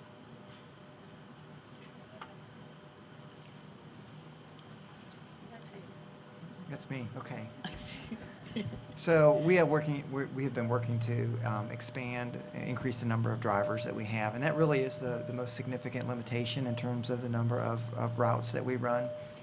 We have implemented some incentives within that department that seem to be doing a good job of helping us increase the number of full-time drivers that we have, but we're still about 20 away from where we should be as a school system. So it's a tough job. The hours are a little bit of a challenge, but I think we're seeing some improvement there, and I'm hopeful that we're able to increase the number of routes that we have and reduce any overcrowding that we have on the buses. However, I would like to know specifically if we have a bus where there's a crowding situation where the child is not in a seat, because that is a safety issue, and we're going to do something to resolve that as quickly as possible. Okay, thank you. And another question from the interpreter. Oh, I'm sorry, go ahead. Also mention, especially some of you know, I'm from a district that's some of you refer to out in the hinterlands, so I know that. But I want you to be aware that we have bus rides for some of our elementary students who do not get home till 5:15. So, again, it's another question to our community. Is that acceptable? Is that how far we want kids to be on? Do we need double bus runs? Also, in our Head Start program, these are our young guys. I serve on the Head Start Policy Council. We have some of our little guys who are less than 4 years old on a bus for 2 hours to get and access Head Start services. Not to say anything about my daughters, but sometimes after being 2 hours in the car, let's just say sometimes when they get out, it's not pleasant. So this is a student who's coming and getting amazing services at our Head Start program. Somebody asked a question on that, I could brag on it. But I'm trying to say growth impacts us in many different ways. Having double bus runs, running kids further distances, and sometimes the answer is redistrict, but sometimes it's even, that doesn't help. We do have a large county, we are spread out, and part of that reason is we have looked at bus driver pay, we've tried to look at things to try and incentivize, because the growth has impact, and it does even on our bus runs. Okay. And another question. How can the security at the bus stop be improved? There are a lot of people that don't respect when the children are lined up to get on the bus and the cars keep going down the street. This has happened a lot in my community. So, we absolutely want to take action against folks that violate the stop sign and flashing lights being out there and driving past. So any information that can be provided to us, we certainly want to take steps to make sure that that doesn't happen moving forward. We are also looking at some additional security enhancements regarding our youngest riders and bus stops that we're not quite ready to roll out yet, but I anticipate that we will be shortly. Okay. What is the school board doing in response to students' recent actions to get gender identity and sexual identity added to the anti-discrimination policy? Take that one. So I think Ms. Young spoke earlier about the Equity, Diversity, and Opportunity Committee, and that's an issue that committee is exploring. And so they will report back to the board with some recommendations, and then we will look at those recommendations. Okay. Why haven't teachers and staff had implicit bias awareness training?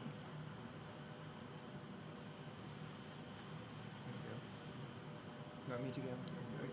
Yeah, again, that is part of this Equity, Diversity, and Opportunity Committee, and you can see that it is a very important committee. Part of our first meeting, we did some brainstorming about what some short-term goals would be for the division as a whole, and this was all part of that conversation. And we have great representation from all kinds of different groups within the community. I'm confident we're going to see some improvement in these areas in the coming months. We heard from a lot of you last school year, a lot of students, a lot of parents, a lot of groups from outside that came in. We heard you, and so when you ask what we're doing, we put this committee in place, and they're going to start working. So that's the answer. This committee is working on all of those things that we heard you saying. Are there any plans in the future to create a policy concerning the teachers' use of technology? For example, contacting students on holiday breaks or late evenings to give assignments?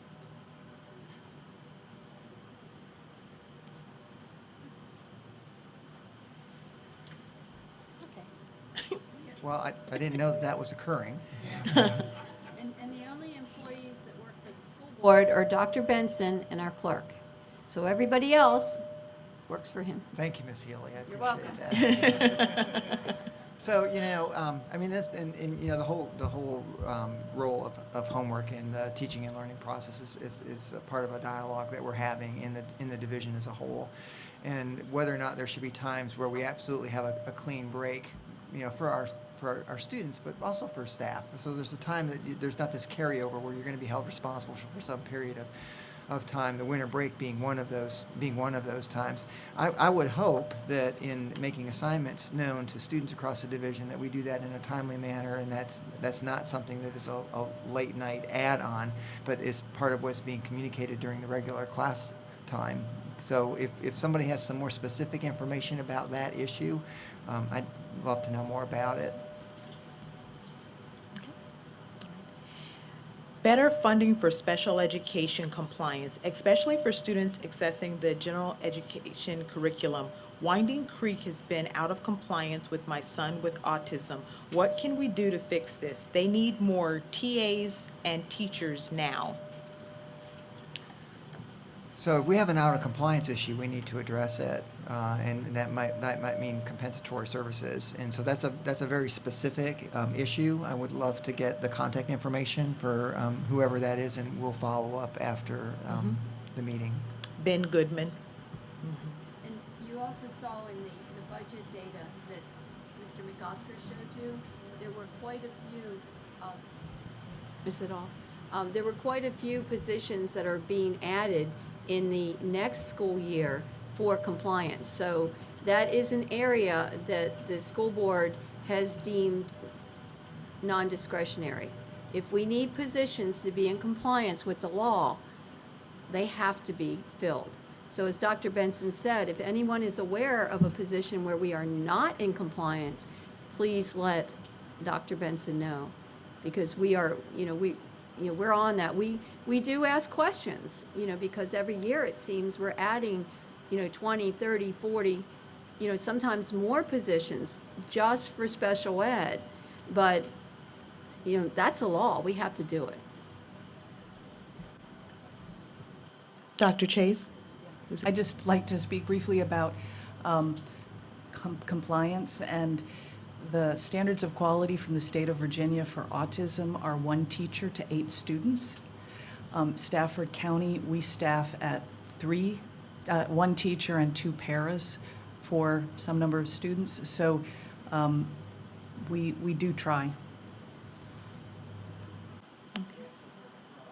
Students that are in self-contained classrooms, we staff at a level higher than what the state requires us to staff. But I would also note that when an issue is brought to our attention about not having an appropriate level of staffing that has been written into an IEP, we have added staffing, whether it's a paraprofessional or additional teacher support during the course of a school year, in order to ensure that those services are being provided. So again, we'll want to follow up afterwards with the specifics of that particular issue.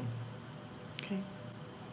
Say, so back to the budget question.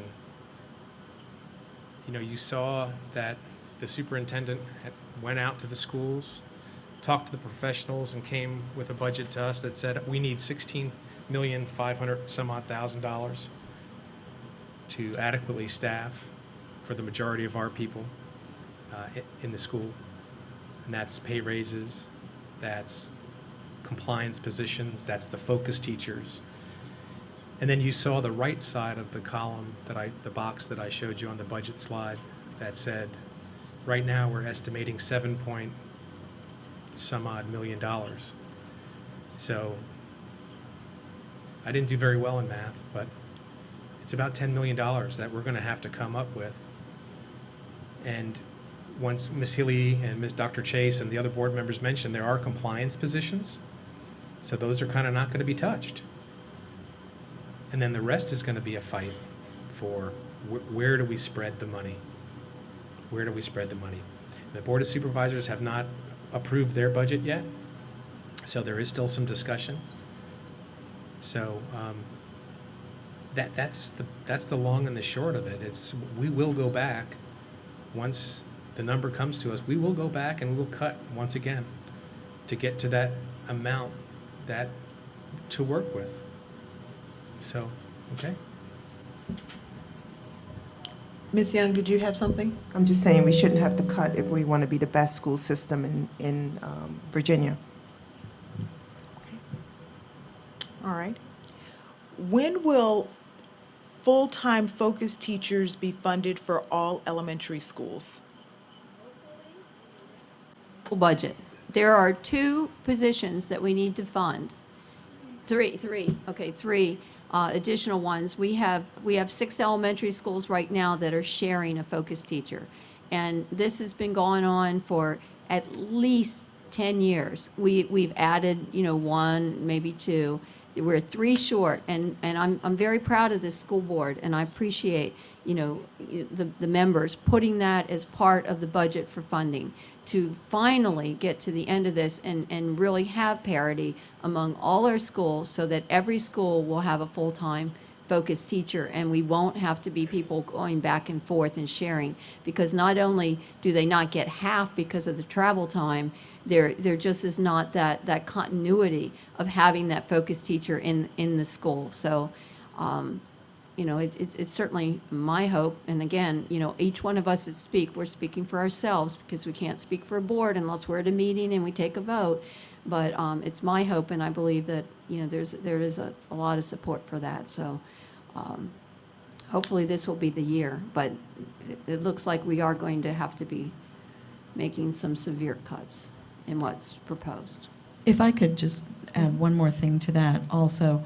One of the things that was identified, at least in some of the preliminary reports that we've seen analyzing our IB and our advanced programs governor's school, I have some concern, and I know other board members share, of the diversity that is in that in those programs and whether it does reflect our community.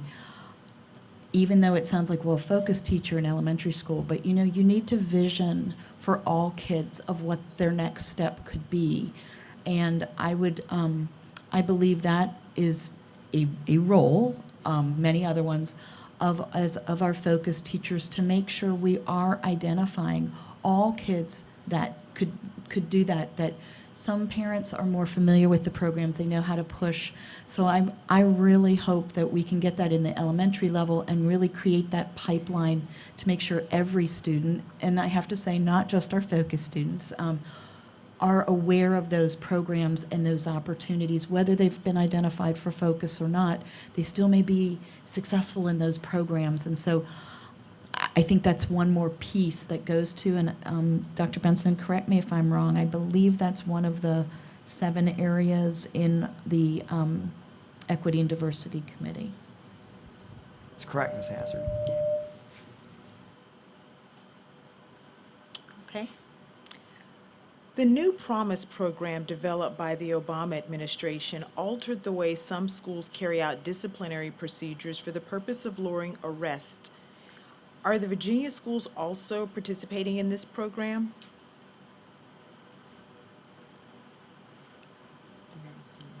I don't know. Okay. I would just add, if we're going to talk about discipline, and we'd spoken about this a little bit earlier, I am a big fan of restorative justice practices as a part of discipline. And it's not just about disciplining a child for a mistake that they made, but also making sure that those children have a responsibility for correcting whatever that action was. And I'm hopeful that we will see more of that as potentially coming out of the Equity, Diversity, and Opportunity Committee as well. Okay.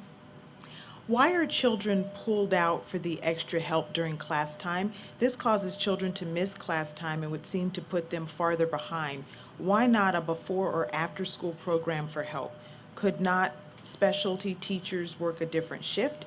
Many children are already in before and after school childcare.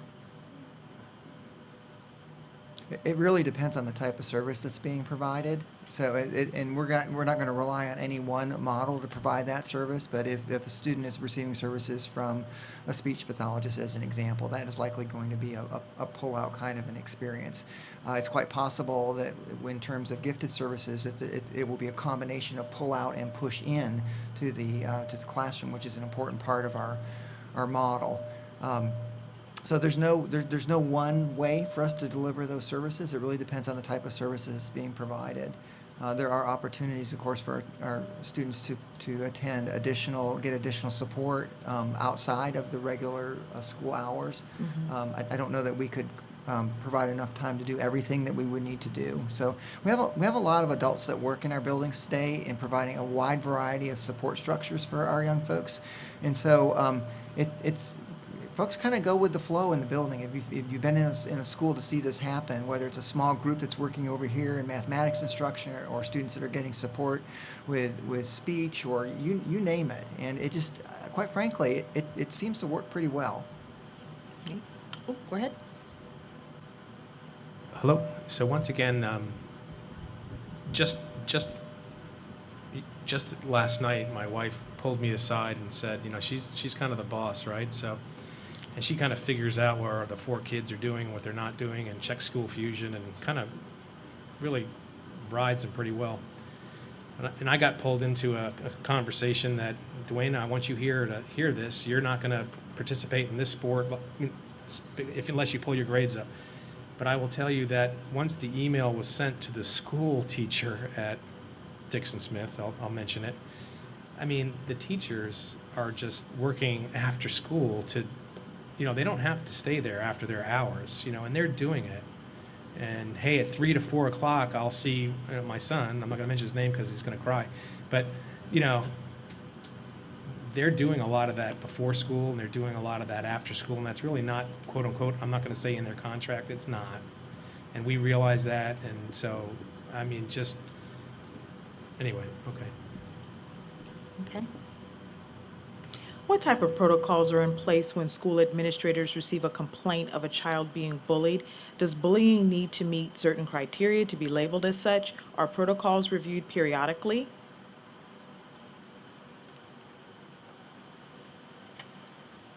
So bullying is defined in our student code of conduct, and there are consistent expectations for investigation at the school level. There's also an avenue for escalation in the event that parents feel like it was not addressed appropriately. We frequently have things that were addressed at the school level elevated to our chief elementary, chief secondary officers at the school building, and sometimes to me. And there's a follow-up to make sure that we've done an appropriate level of investigation and taken the right kind of action. The thing that's a challenge sometimes for folks is that we can't always share with parents what the consequence was as a result of whatever that investigation revealed. But we take it very seriously. We want our schools to be safe places. We want them to be safe emotionally and socially, academically. And there is no place for bullying in our schools. So we will address it. I would just like to add that the reason we can't share it is because of the privacy laws, that afford the privacy to students and to staff as well. So sometimes people think nothing has been done. But we do take action. We just can't share what that is, and that's the law, not because we choose not to share it. So the board adopted 5 core values as a part of our strategic plan that really hit home as to who we are as a school system. We value learners, and first and foremost our students, but we're all learners, the adults in the division. So in looking to do things better, in the area of security, we want to learn as to what those things might be. We believe in our communities, the communities in our classrooms, in our schools, in the broader community that is Stafford County, and we are going to take care of each other. We also believe in excellence, and the status quo is not going to be okay. We're going to look for that next thing that we can do better, and we are going to be that world-class school division. We believe in respect, and we're going to treat each other in a respectful manner no matter what we are dealing with. There's absolutely no reason that we cannot do that. And we believe in integrity. We are going to do what we say we're going to do. We may not always get it in the time that people want us to get it, right? We've got some issues with our compensation models across various employee groups, right? Yes. But we're going to take care of those things. We've had some issues over the years that needed some attention, okay? And they're getting the attention now. It's just going to take us a little time to get everything corrected that needs to be corrected. But we're committed to doing that. One other thing, since you brought up the employee groups, the board heard loud and clear, we've gone through the teacher model and the bus drivers and the paraprofessionals, and we baseline them based on an outside company that's professional HR folks. But the administrative assistants, and I'll tell you that my wife every day says, you better go in and get them a cup of coffee because they are really working their tails off for our kids in the front office, managing our schools.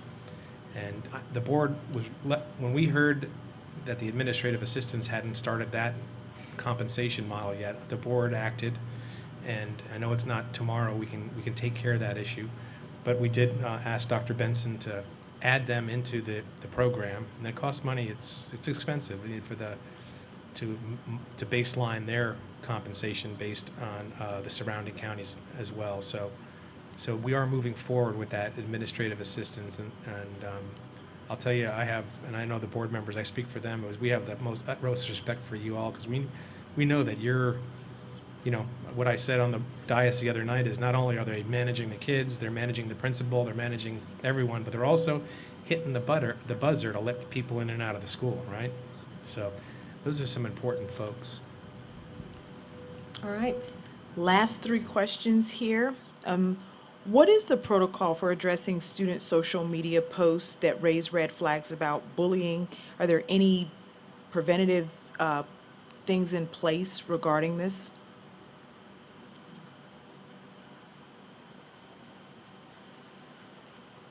I'm sorry, Ms. Young, did you say something? See something, say something. Okay. and we will do something. Addressed in the code of conduct, and we simply need to be able to show there's a nexus with what is happening in school and posts that are being made. So even if posts are made outside of school, if there's a connection to something that might happen in school, we're in a position to investigate and take action. I'm sorry, go ahead. Could just add to that.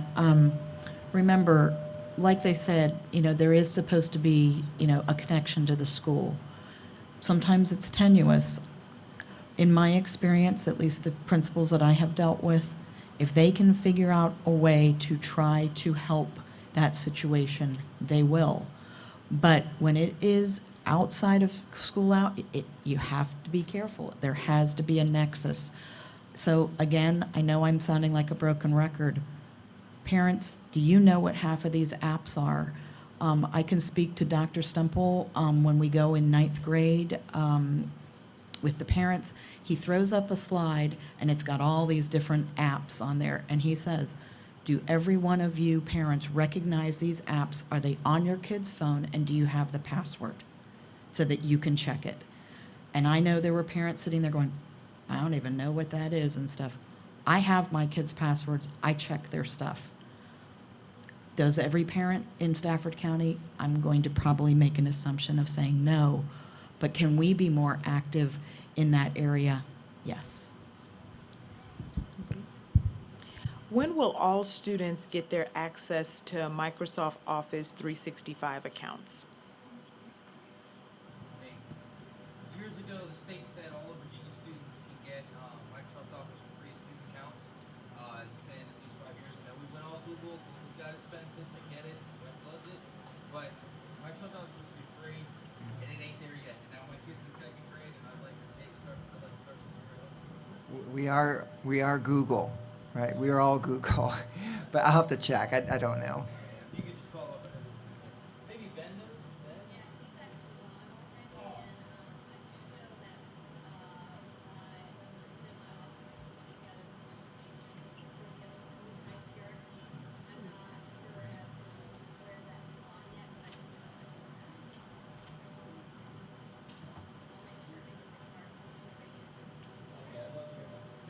Okay, thank you.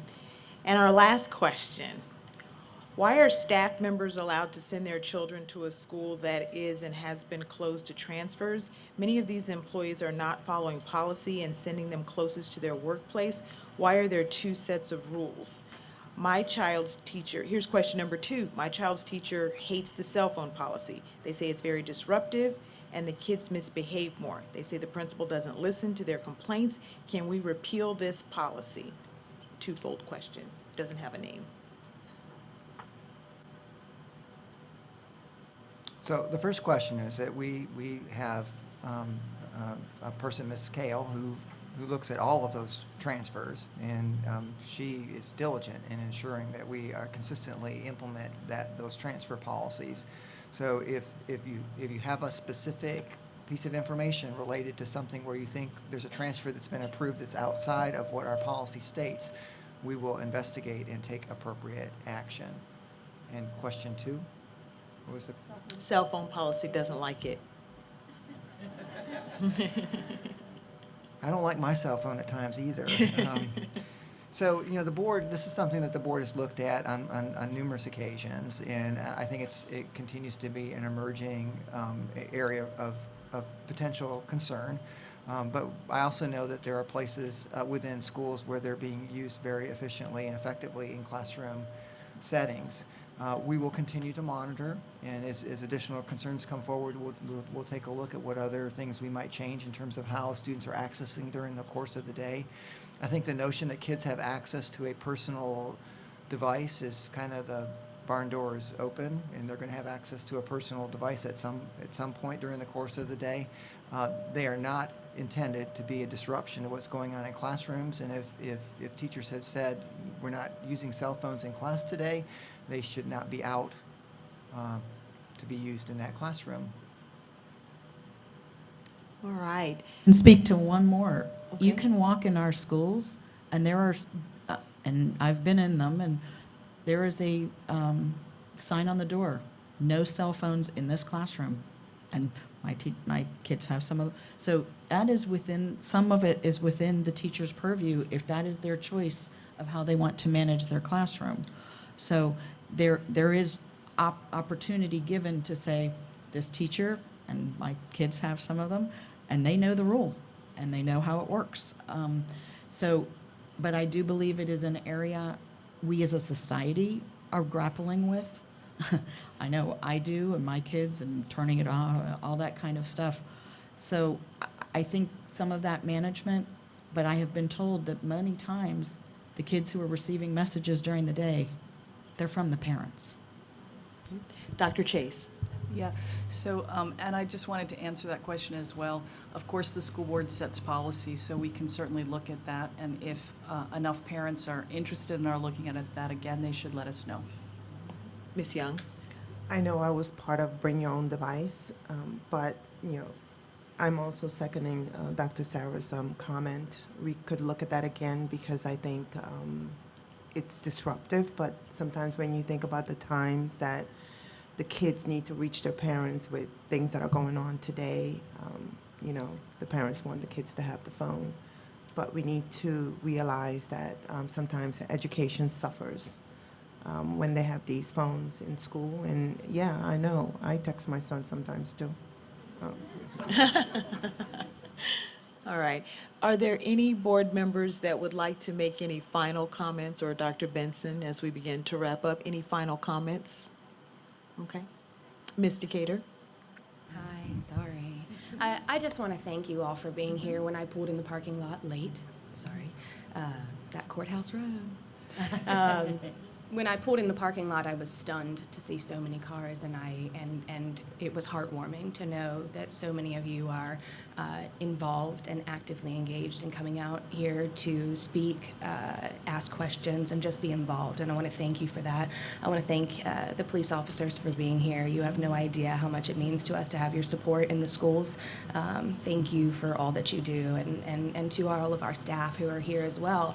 I want to send a big thank you. We've got some issues, as you guys have heard, with this funding request, but I want to make it very clear that as I thank the police officers, as we sit up here and talk about all of these needs for our schools, and adding these the focus teachers, and the this and the that, I want to also recognize our supervisors, because it is a balancing act. And truly, we are, many of you know that there's been a rocky relationship between the school board and the Board of Supervisors as far as this funding is concerned, but we really, really are working very hard to make this balancing act work for our community. But the schools are not the only people that are asking for money. I don't know how many of you guys are here that are on duty right now, but thank you for being here. If you're not, we've got the police department that needs money, the fire station. So I'm here sitting as a representative for the schools to ask for what we need to run an amazing school division. But I also don't want us to forget that the supervisors have a very delicate balancing act to make sure that they're taking care of our police officers, our firefighters, our roads, the traffic I got stuck in getting here, So it's a delicate situation, and I just want to reassure you that we're all really, really doing the best job that we can to work together and get these needs met. Thank you. Well, this concludes our second listening tour of the year. We will conduct another listening tour in May. Thank you so much for joining us. I also want to mention that if we did not get to your question, and we have your name and email, we will respond to your question. And I still have a few here that we did not ask, but we will email you your responses. It's also important to note that we have Ask the Expert. So on the division webpage, www.staffordschools.net, there is a web banner that says Ask the Expert. You can always click on that, ask any question you want, and we will email you a response within several days here. Oh, and I see a question. Yes, I have one last concern I want to bring up Okay. as far as the violence in schools related to guns. I am concerned about what's going on and the issue of gun control, and that it doesn't prevent the gun violence in schools, because the people that are committing these crimes don't care about laws. So,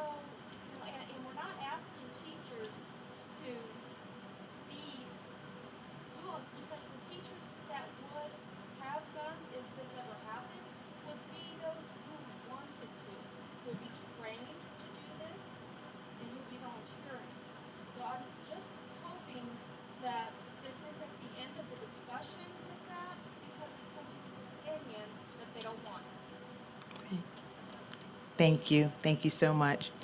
And again, thank you so much for coming out tonight. I think this is one of our largest or most well-attended listening tours. This is our second year having them, so thank you all for coming out. I know you're all very busy. Again, thank you to the sheriff and your folks that came out.